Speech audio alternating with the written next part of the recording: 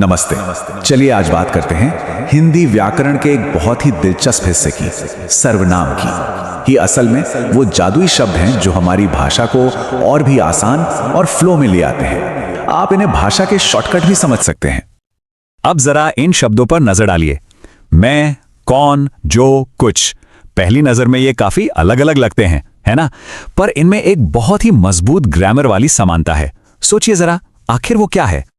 अगर आपने सर्वनाम सोचा तो बिल्कुल सही, ये सभी सर्वनाम हैं। सीधे शब्दों में कहें तो सर्वनाम वो शब्द हैं जो संज्ञा की जगह इस्तेमाल होते हैं।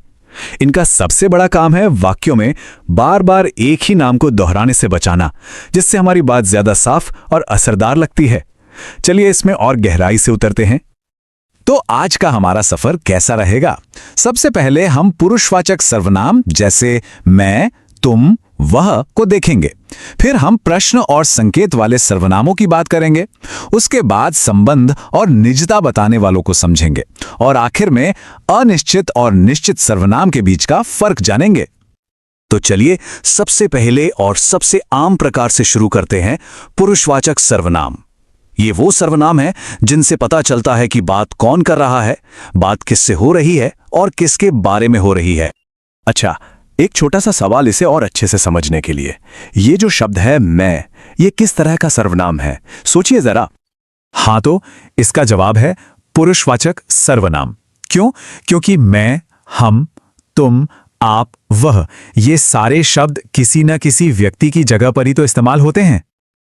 चलिए अब आगे बढ़ते हैं और दो और मजेदार किस्मों को देखते हैं, वो जो हमें सवाल पूछने और चीजों की ओर इशारा करने में मदद करते हैं।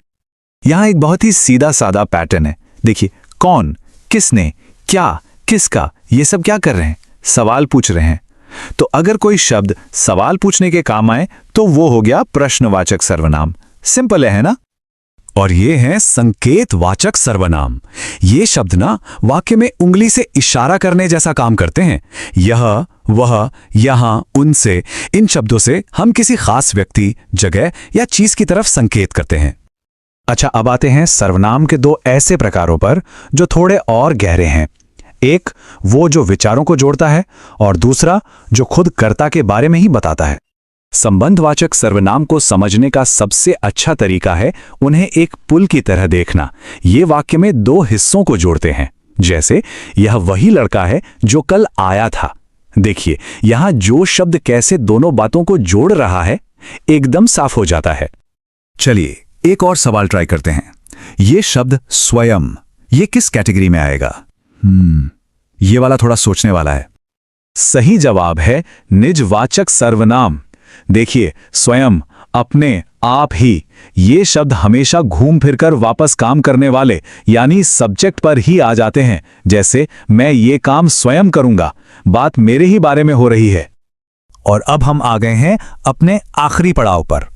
यहां हम समझेंगे उन सर्वनामों को जो या तो एकदम पक्के होते हैं या फिर थोड़े गोलमोल।